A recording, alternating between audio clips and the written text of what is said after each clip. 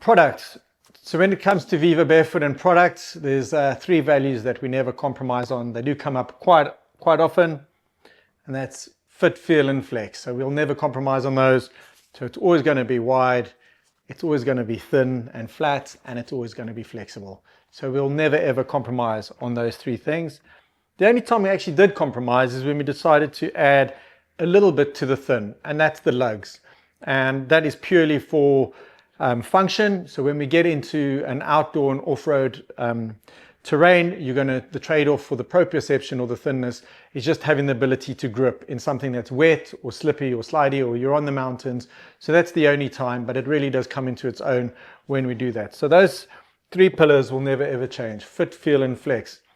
The other thing we do is we have categories, because what we want is we want everybody to live barefoot 24/7. So if you're on the mountains, you're in the gym, you're riding your bike, you're at the office, you're getting married, we want you to be able to wear our shoes. And it also caters for all ages. So we would have from kids right up to any age group you want. So we want people to always be taking their first steps in barefoot.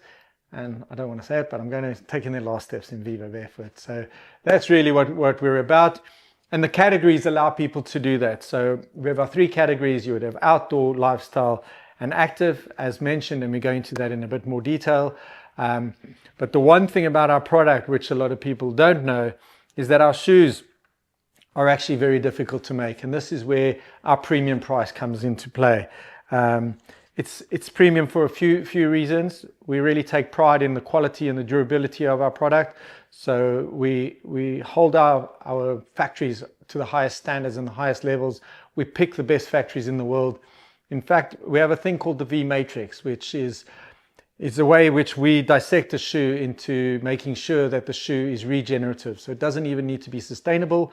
This needs to be regenerative, because sustainable is not good enough anymore. So we would look at where the material is coming from, how the material is dyed, how the material is picked, how it is shipped, how the factory is putting it together, the conditions of the factory, the working conditions of the staff, the CO2 levels. Like every single small step gets taken into account.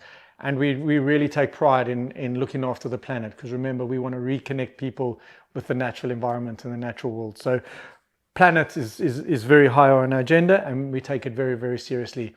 So that's number one reason why our shoes are quite expensive. And that goes from all the leathers to the recycled materials to the vegan products.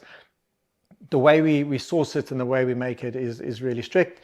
The other thing is our shoes are also quite difficult to make. Not a lot of shoe companies and factories can make something that does this. So making a shoe that is very flexible and very thin, they don't have the tooling, they don't have the right knowledge, they don't have the right experience. So we've really got to spend a lot of time working with the right people and the right factories to make sure that we can make these shoes well. We're not just using a big, thick, stiff bottom and just slapping something on top and not caring where it comes from.